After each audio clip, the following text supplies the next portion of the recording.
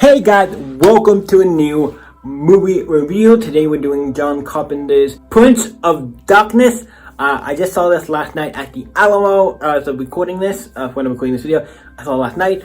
And what I'm inclined to do is get all the new, when I see something, kind of like review it, like pretty much the next day or two after. Get the new stuff done so I can get all the new stuff and then consistently work on the backlog of some movies I haven't reviewed yet and work on trailers and do some of those. So, this is actually the newest movie I've seen, so we're doing pretty good with new movies. Again, all the ones I've seen this week, we've seen a bunch. But Prince of Darkness by John Carpenter. John Carpenter is also the composer for this, does the music, but he does a lot of the music for his movies anyway. But he's really good at that. I think it's his stuff, he's the score and stuff he does for his movies that he does. Oh great, I don't know if he does every single movie, probably does, because I know he does a lot of stuff for his movies, but he also did like the Halloween theme and stuff. He's done Halloween, They Lived, he's done a bunch of iconic movies.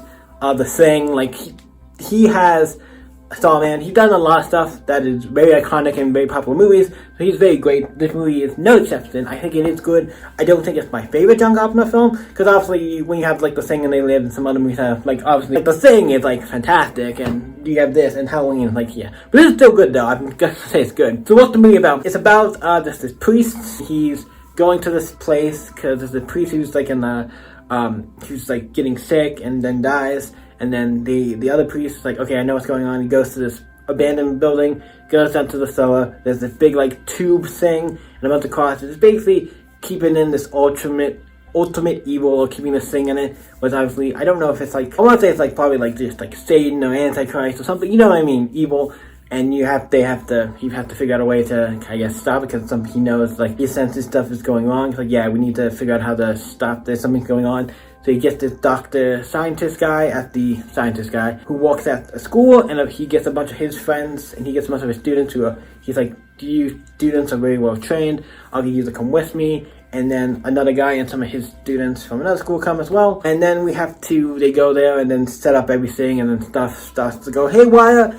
And the main guy, out of the students, the main guy, who I would say is kind of like the main, I guess we could call, if we had a main character, I would say it'd be him. He's like the main student. I forget the names of all the characters. It's pretty much, it's not the thing. Sometimes with movies like this, it's hard to remember the names of all the characters and everything. That's the thing, I should probably write down names and characters and all that kind of stuff. But the main guy, he has like a blue shirt.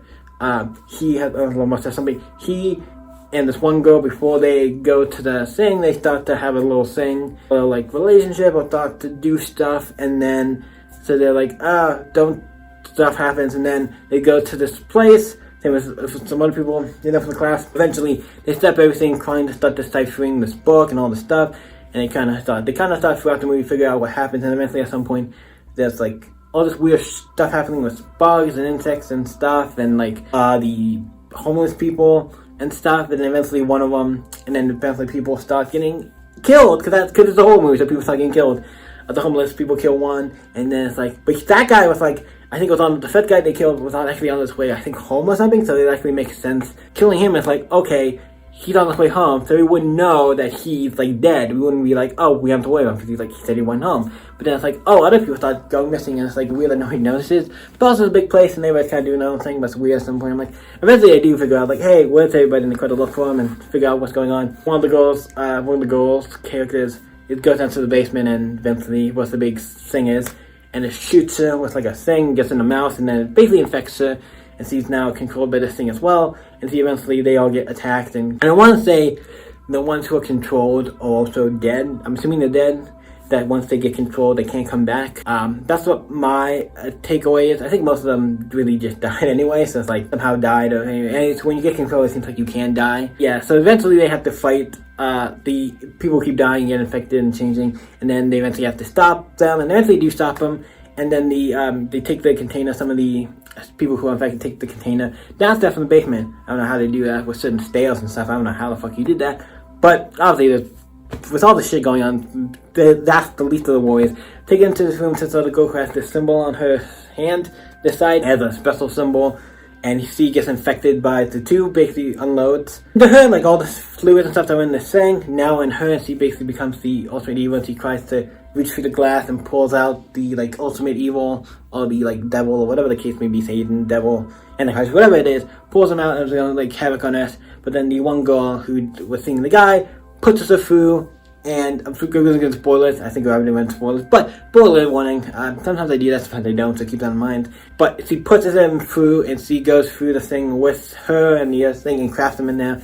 And then the obviously priest breaks it, and yeah, so it saves the day for now. But yeah, so it saves the day, and they're all fine except for he lost the girl he likes. And it's like he's like, yeah, it was a sacrifice, had to be made. But yeah, and he's kind of sad about it. But also throughout the movie, they've had these like dreams, and you see this figure and this door. And they all have the same dream because they're all connected, but then at the end you see actually who the figure is. It's that girl who he liked, who went through the thing, and like maybe she's now controlled in the future because these dreams are saying are coming from the future. It's a wild movie. It's good. I wouldn't say it's my favorite John Carpenter movie, but it is good. I like it. I thought it was good. I'm giving this one I think a 7. I think there are better John Carpenter movies. Like I said, it's not my favorite. And I do think that's like one of the I'd watch it again, but it's not like on the high. It's good. It's still good. I still recommend it. I do think it's a 7 because I would have given 8, and usually I kind of be like, what have I given an 8? Do I think it's as good as some of those movies? And if I don't think so, it drops down to a 7. I think 7, still like a good solid movie. I do recommend watching it. Prince of Darkness, have you guys seen that? Let me know in the comments down below. You guys can always stay epic. See you in the next video, guys. Bye.